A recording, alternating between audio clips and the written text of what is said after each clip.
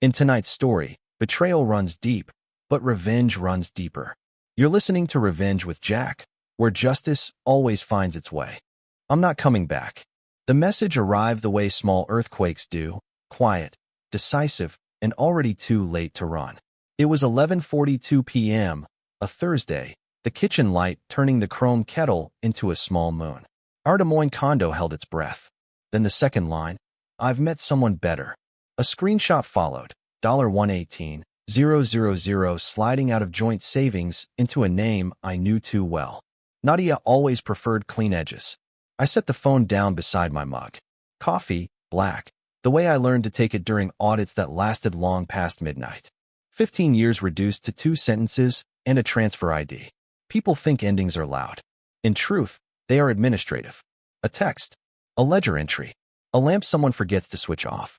I studied the bubbles cooling on the coffee's surface, then opened the laptop I keep for work I don't mention. The email account Nadia never knew existed lit up with 3 alerts from my security suite, each a neat red flag. Password change attempts on accounts she'd never seen. She was thorough. I had always respected that in her. Drive, confidence, the forward lean of a person who believes the road will make space. I typed 2 words back, nothing more. Good luck. Then I called Evan. He answered on the second ring, voice low like we were already standing on a line. Remember the contingency plan? I asked. It's time. He didn't fill the silence with brotherly questions. Only one. Are you sure? I watched the microwave clock tick to 11:43. Yes, I said. She made her move. After I hung up, the kitchen returned to its gentle hum. Refrigerator. Street tires on wet pavement. In the hallway, the lone framed photo that had survived Nadia's edits of our home, our wedding day, caught the light. We were laughing in that picture, heads tipped toward each other, the way people do when they believe time is a promise. It struck me that it was the only image left where both of us existed at once. I should have noticed that sooner. A forensic habit. You learn what absence means. I sat and finished the coffee I didn't want. Habit is a kind of weather. It keeps moving whether you welcome it or not. Across the screen, icons waited like orderly doors. Protocols I'd written on quiet weekends opened in sequence in my mind. Freeze, flag, inform, file. It was almost muscle memory, a choreography I drafted for clients, and, in the most private corner of the plan, for myself. Nadia was supposed to be 4 days into a girl's trip to Palm Springs. My phone traced the outline of her lie on the table, and I felt something in me change shape. Not rage, not grief. A steadiness. The calm I get before stepping into a courtroom hallway with a folder I've triple-checked. Precision, not performance. I stood, rinsed the mug, set it upside down to dry. Somewhere between the last drop and the hollow ring of ceramic on steel, our life ended. I turned off the kitchen light and walked past the wedding photo without touching it. Some evidence preserves itself. I met Nadia at an alumni mixer that smelled like citrus seltzer and new ambitions. University banners, name tags with shy stickers, people measuring each other by job titles and remembered dorms. I was 38, recently divorced, carrying the quiet of a man who prefers columns to conversations. She was 34 and sunlight in heels. When I told her I was a forensic accountant, she tilted her head, amused. So you find what people try to hide? She asked. I said, numbers are just stories that forgot how to lie. She laughed, not because she understood, but because she liked the certainty. We moved quickly. Some lives are built like scaffolds, some like tents you raise by twilight. I funded the studio she dreamed about, mirrors, warm floors, speakers that softened everything. She promised mornings filled with breath and gratitude. I signed the checks like a man placing stones across a river. The house came next, then the cars that looked better than they drove, then trips arranged around hashtags and pools. When friends admired the pictures, I told myself that admiration was a kind of dividend. My father, hands stiff from decades of work, once paused on my back porch while we fixed a crooked step. Caleb, he said, make sure she values the work behind what you buy. He said it gently, as if placing a level on my shoulder to see if I tilted. I told him we were fine. I think he heard the calculation in my voice. Men who build things learn to recognize hairline cracks. 6 years in, I began adjusting the frame. Not to deceive, to protect. I set up 2 LLCs, named after trees my father loved. Opened trusts with patient paperwork. Diversified into crypto back when people still said it with a smirk. Maintained international accounts for clients who lived in different time zones and different weather. I left the joints alone. Familiar money for familiar uses. The rest I tucked into places where sudden storms don't reach. Meanwhile, Nadia's world grew louder. Followers gathered like birds on a wire, each heart an electric tap. Weekend workshops drifted into week-long residencies. "It's all yoga talk," she'd say, touching my sleeve. "You wouldn't have fun." I nodded and stayed home with spreadsheets that never tried to impress me. When she forgot my birthday, she arrived the next day with a watch heavy enough to stop time. "I'm expanding," she said, offering the band like a bandage. I thanked her, wound it tight, and that night finished the last page of a plan I hoped I'd never need. People think love fails with a single act. It doesn't. It thins. Missed dinners. Eyes flicking down when you enter a room. New clothes that never meet your gaze. I noticed all of it. Noticing is my trait. But noticing is not the same as speaking. Silence, too, is a ledger. You pay into it until the balance becomes a door. Morning is a habit that doesn't ask how you slept. I woke before the sun, the room a cool blue, and measured beans by feel. The kettle thrummed, the first small task of the day checking its box. The coffee tasted exactly like yesterday's, which felt like mercy. I opened the blinds and let Des Moines in, delivery trucks sighing, a runner in a bright windbreaker, the building across the street flickering awake window by window. At the table, I slid my laptop toward me and opened the system I built years ago when a client's fortune depended on minutes. My dashboard is plain on purpose, no gradients, no clever icons, just a spine of functions I can trust. I keyed the protocol Evan and I named for a storm we both remember from childhood. Shut the gates, lift the sandbags, cut the power to anything that sparks. Joint accounts, frozen. Shared cards, stopped, with a tidy cluster of timestamps to document why. I pushed the fraud escalation on the $118,000, attaching the transfer screenshot and a brief affidavit. The language lean, the evidence clean. I pinged 2 banking contacts and watched the case move from review to active. I drafted a package for my attorney, Ava Calder. Transaction logs. Copies of the prenup writer Nadia had shrugged at. A simple letter. Please file for dissolution and emergency protection. The cursor blinked once like a nod. The email left the screen. In another tab, I set new credentials on the assets Nadia never knew existed. Not because I expected an attack, because the door was open, and I was the person meant to close it. When the paperwork was out of the house, I called my mother. She answered on the second ring, her morning voice soft with steam from a kettle somewhere in her kitchen. "Nadia left," I said, letting the words be plain. "She moved money. She moved my things." Ruth was quiet the way people are when they've already rehearsed this moment privately. "I'm sorry, Caleb," she said. "What do you need?" "Nothing you can carry," I said. "I'm handling it." She didn't advise. She didn't pick a side. She said, "Then let me pray for steadiness." And I said yes. By 8, my phone began to pulse with Nadia's name. I watched each call arrive and fold back into silence. The 11th one delivered a text. "What did you do?" "My cards are dead. The transfer is flagged." I put the phone face down and drove to the storage facility address she'd sent last night, the one with a gate code like a dare. The unit door lifted with a metal cough. Inside, 2 bankers' boxes labeled Caleb, Closet, and Miscellaneous. My suits, folded by someone who doesn't wear suits. Socks nested like small apologies. The old laptop I'd kept for travel. But the walls were the loudest part. Empty metal where a life should echo. No photo albums. No shoebox with my father's watch wrapped in his handkerchief. No stack of letters from a younger, believing me. Absence is measurable. My chest registered it like a drop in pressure. Something in me clicked from observation to action. This wasn't about the $118,000 anymore, or the performance of leaving.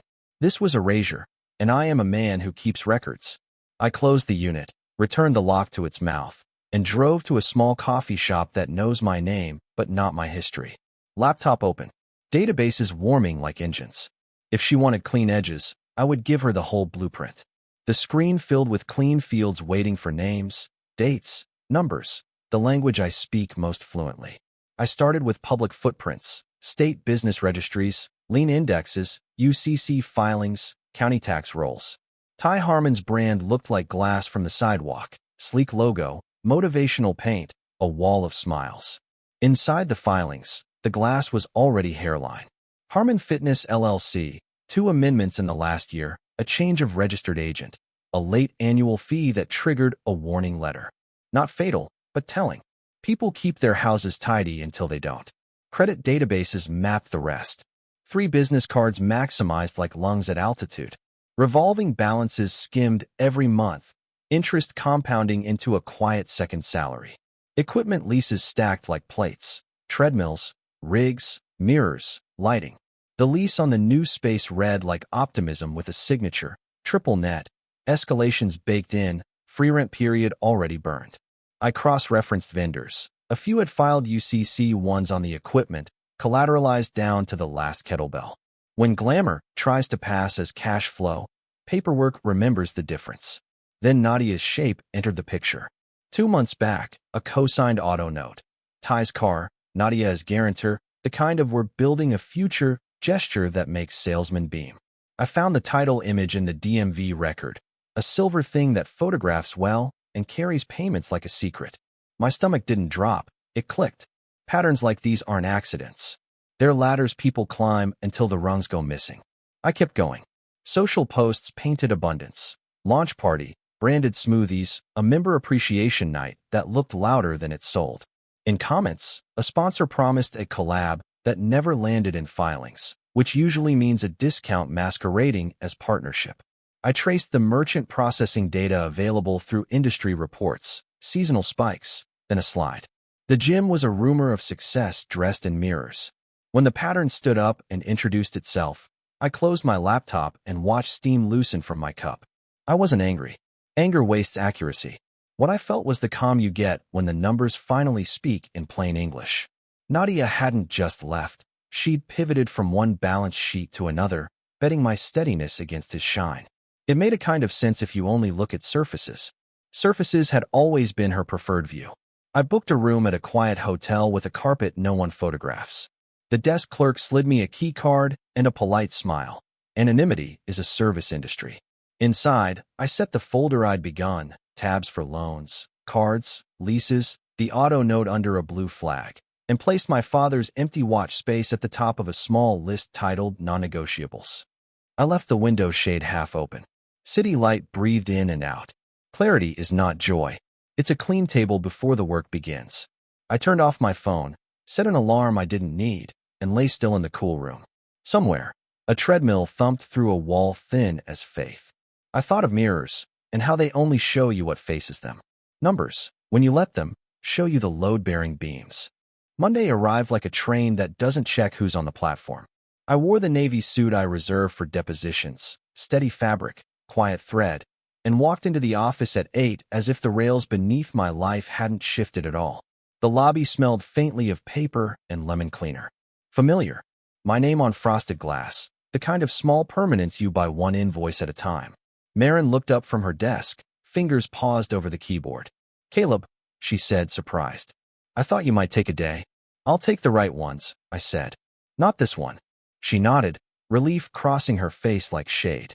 "Nadia called 3 times before 9.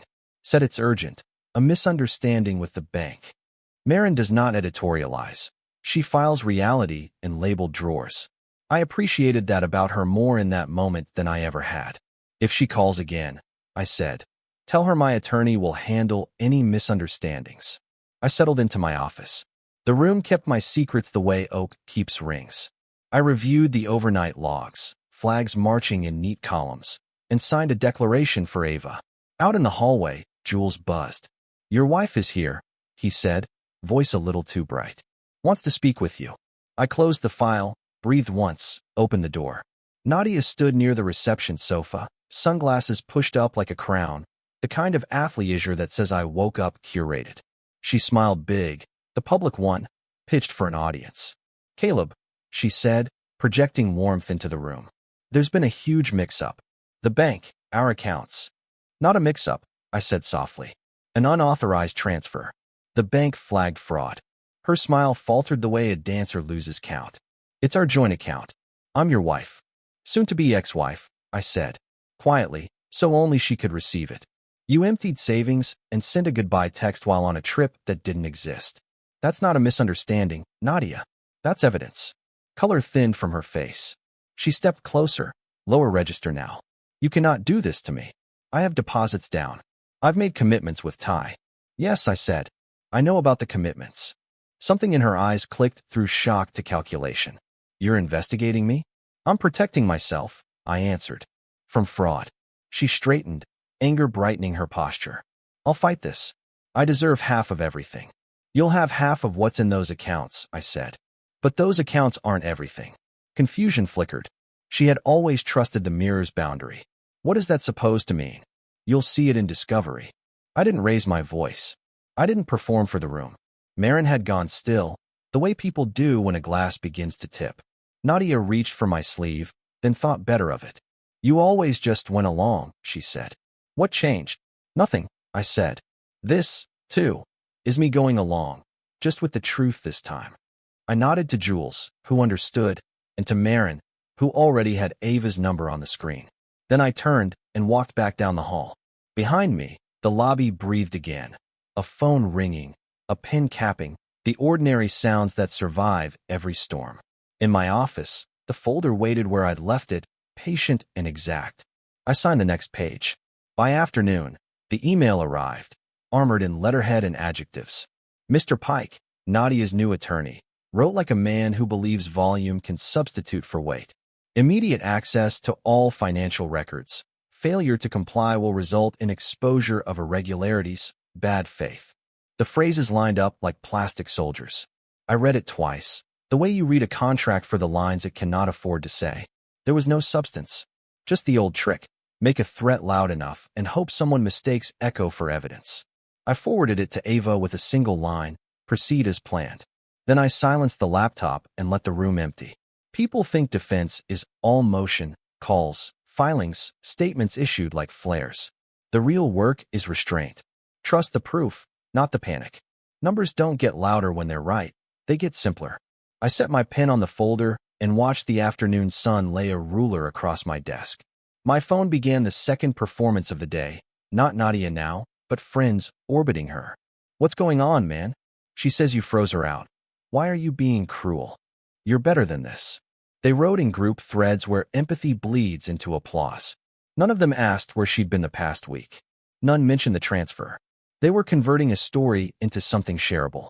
Optics eat facts when a crowd is hungry. I answered none of them. Instead, I drove to the community center where I've lifted for years. The air there smells like dust and effort. No brand deals, no ring light, just iron that doesn't care how you feel.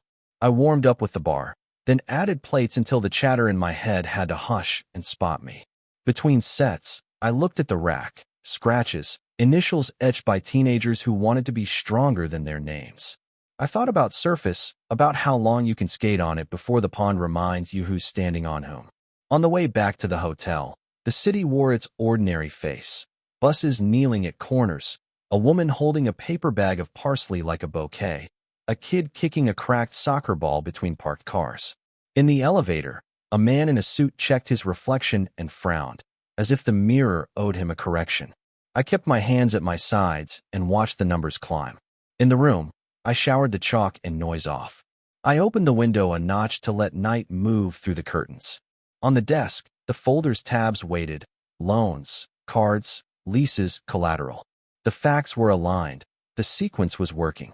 The trap was closing, but not around me. It was closing around the assumptions that had kept me quiet. The idea that politeness is peace, that patience is permission, that noticing without acting is anything but surrender. I turned the phone face down and let it buzz into the mattress until it gave up. Then I lay back, hands over my heart like a man resting between sets, and counted my breath. In, out, evidence, conclusion. Sleep came like a verdict, not triumphant, just clear. Evan's place has the hum of machines thinking. He keeps his lab in the spare bedroom. 2 towers, 3 monitors, a whiteboard that still remembers every problem it has solved. He handed me coffee that tasted like focus and rolled his chair to the center screen. We go legal and open source, he said, the way a pilot names his checklist aloud. Public filings, creditor reports, court dockets, aggregate bureaus. We don't touch what we don't have a right to touch.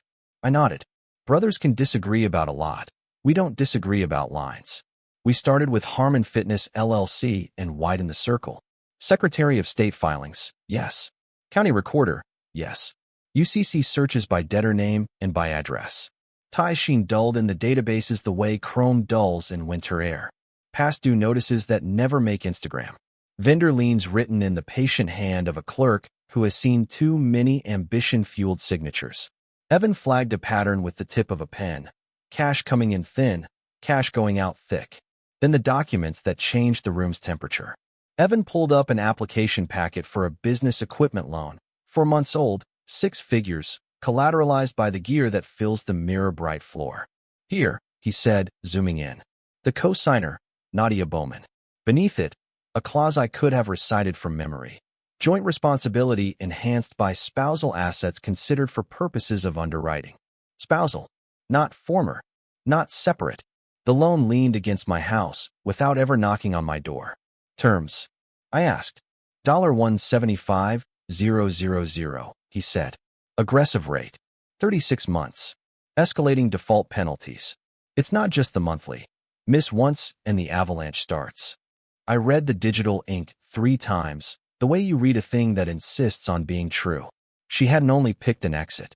She'd used the life we'd built to pave the way toward someone else's. Evan kept going. 3 business credit cards, all near ceilings. A car lease under Harmon with Nadia as guarantor, signed 2 months before your birthday. New commercial space, sweetheart months burned. Higher escalations waiting like stairs. He dragged a window to show a timeline that looked like a heartbeat headed the wrong direction. He's underwater, K. Social presence is masking operating loss. I stood and looked out at Evan's backyard. The white fence, the neighbor's maple, a swing that creaked just once in the breeze. Children were laughing somewhere, off camera to our lives. She doesn't understand what she's done, I said. Not the law part, the ethics of it. Evan swiveled to face me. What's next? We stay inside the lines, I said. We put this in Ava's hands. We move for emergency protection and let the banks speak their language. I closed my eyes and pictured the folder I'd built, tabs waiting for this page. And we ask for the things that can't be bought back. The watch. The photos. Evan nodded. You want me to keep digging? Just enough to see the edges, I said. No further. We're not them. He grinned, a brief lift in a gray day. You always did love a clean boundary. Boundaries aren't walls, I said, gathering the printouts. They're doors. Today I decide which ones close. Harmon Fitness looked like a promise under bright lights. Mirrors ran wall to wall, multiplying effort into something theatrical. Quotes in tall fonts told you to become your best self, as if the self were a ladder you could sprint. Ty saw me the way salesmen do, fast facial scan, quick smile, hand outstretched like we were old teammates. He was taller than his feed suggested. Varnished tan. Teeth like endorsements. Caleb, right? He said. Nadia mentioned you. He expected me to take the hand. I let it hover in air between us until he withdrew it, the smile shrinking to fit the room. We should talk somewhere private, I said. He led me to the glass office, opacity by design. See everything, hear nothing. Members watched us the way people watch a show through a window, assuming plot. I set a slim folder on his desk. No theatrics. These are the documents connecting you to Nadia, I said. Loans, credit cards, leases. The $175,000 equipment note is underlined. It leans on spousal assets considered. As of this week, those assets are not available to you. He flipped the pages like they were a trick deck. Composure took a half step back. These are legitimate agreements between consenting adults, he said, reaching for lawyer words without a lawyer. Maybe, I said. But the underwriting that blessed your optimism counted my income and property without my consent. With the divorce filed and emergency protections pending, the foundation you're standing on isn't yours. The banks will act accordingly. They don't take betrayal personally. They just take things back. He closed the folder, jaw flexing. Nadia told me you were comfortable, he said. That none of this would matter. Money doesn't mind, I said. Trust does. He nodded once, a small admission that he'd built his house on a borrowed hill. I stood to leave, then paused in the doorway. When Nadia moved out, she took items that aren't replaceable. My father's watch, family photos, a few pieces that don't have market value. Only memory. I'd like them returned. He studied me through the glass, a man who performs certainty calculating a different choreography. I'll see what I can do, he said. It sounded almost like respect. By afternoon, a courier handed me a box at the hotel. No note. Inside, the photographs, edges softened by years of being lifted and put back, faces looking up as if waiting to be named. Under tissue, the watch, still smelling faintly of the drawer where my father kept it. I wound it gently and listened. Some ticking is a benediction. Ava called as twilight leaned against the window. We're granted, she said. Emergency asset protection. Joint property frozen pending final orders. Banks notified. Any attempt to leverage the house or your practice will bounce. For a long moment, I said nothing. The city outside kept doing its chores. Good, I answered. Then the rest can happen in daylight. After we hung up, I placed the watch on the bedside table and turned its face toward me. Guardianship is a quiet word. It felt correct. The first call came at 7:06 a.m., a number I didn't recognize with a voice trained to be friendly while carrying a ledger. The bank wanted to clarify certain guarantor relationships associated with Harmon Fitness. I confirmed what was public now.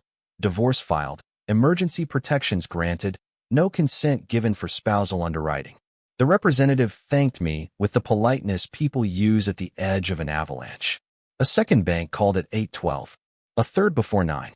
Paper, at last, remembering its own rules. By midday, my phone lit up with her name. I let it ring twice. Habit, not hope, and answered. What have you done? Nadia's voice broke at the edges, lacquer peeling. They're calling Ty's loans. All of them. They're coming for the equipment tomorrow. This is vindictive, Caleb. I haven't done anything to him, I said. I've protected myself. You used our marriage to back loans without my knowledge or consent. Banks don't respond to my feelings. They respond to documents. The documents say fraud. Don't use that word, she hissed. You know how that sounds. We were building something. I thought. You signed my name in absentia, I said. You offered what wasn't yours to offer. Silence gathered, a small room widening.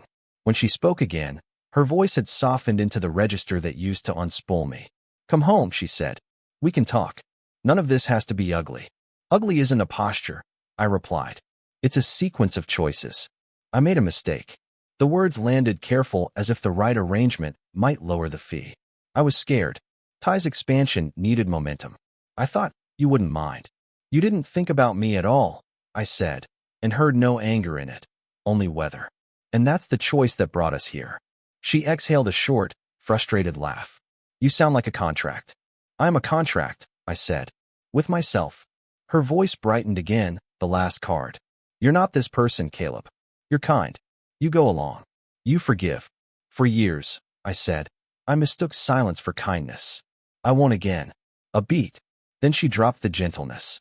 You'll regret this, she said. Everyone will see what you really are. Maybe, I answered. Maybe they'll also read the fine print. I ended the call. Then I blocked the number. It felt less like slamming a door and more like locking the right one. Outside, afternoon light washed the hotel's plain walls the way truth washes a room. Slowly, without flourish, finding all the corners. I made tea. I watched steam rise and vanish, the physics of it unbothered by human plot. I checked the folder one last time, more ritual than need. Ava's updates were clean. Evan's notes were archived. My mother had texted a single word, steadfast. I typed back a heart, a language so basic it doesn't require cross-examination. That night, sleep arrived without negotiation. No bargaining. No itemizing faults or alibis. I closed my eyes and fell into a dark that felt like a lake at dusk. Cool, undramatic, holding me up because that is what water does when you finally stop thrashing. Mediation took place in a windowless room where time wears a tie. Fluorescence hummed. A table too shiny held carafes of water that no one finished. I sat with Ava. Across from us, Nadia entered with Mr. Pike. She looked expensive and exhausted, like a billboard after rain. There's a moment in every negotiation when theater gives way to math. We reached it fast. My client is prepared to be reasonable, Mr. Pike began, a sentence that tried to sell itself. Ava slid a folder forward, one page already clipped on top. The bank concluded its investigation, she said. Multiple loan documents executed with spousal assets considered without spousal consent. Forged signature indicators. The matters referred to the district attorney. Mr. Pike's mouth opened, then closed. Paper has a way of quieting a room. Nadia stared at the page and then at me. Criminal charges, she said, like a word might soften if you held it gently enough. I kept my hands folded. I didn't file anything, I said. The bank did. That's what institutions do when numbers tell them a story with sharp edges. Ava set the settlement terms between us. If Ms. Bowman signs today, she continued, my client will provide a statement to the bank emphasizing intent to mitigate. He won't press charges for theft of personal property or the unauthorized transfer from joint savings. She let the last line rest. Mercy, offered as a document. The agreement was simple because truth often is. Nadia would keep her studio. It was profitable. It deserved oxygen. She would keep her car and personal items. No alimony. She would assume the debts she had stacked in our shared shadow. Mr. Pike asked for time. Ava offered 10 minutes. The hallway held our breathing like a careful bowl. When they returned, Nadia's pen shook only once. She signed, passed the pages back, and reached for my sleeve the way a memory reaches for a present. I never thought you'd fight, she said, voice small. You always just yielded. That was also a choice, I said. This is a different one. She let go. We left the building by separate doors. A month later, I set a box on the floor of a small craftsman near downtown and laughed at the echo. Good bones, the realtor had said. I liked how the stairs creaked when I wasn't watching. On Saturdays, Evan came by to help with cabinets, our hands finding the old rhythm of measure, cut, fit, fix. He held a hinge, looked at me. You could have taken more, he said. I shrugged. Sometimes enough is the point. News drifted on its usual currents. Repossessions at Ty's place. A rebrand, announced with bright fonts. Nadia's feed crowded with mountains and beginnings. People seldom post their consequences. I posted nothing. One morning I told Marin I'd be gone 2 weeks. Packed a cooler, a pair of pliers, the watch I'd wound each night since it returned. I drove north without a playlist, the road unfolding like clean paper. The lake received me with its old calm. I sat on the dock at dusk, ledger closed, hands empty. Freedom arrived not as victory, but as room, space between heartbeats, quiet enough to hear water speak in small syllables against the wood. I thought of my father, of doors, of boundaries that are not walls. I thought of love as something you don't finance with someone else's certainty. The sky darkened. A loon called. I let the watch tick beside me and didn't count.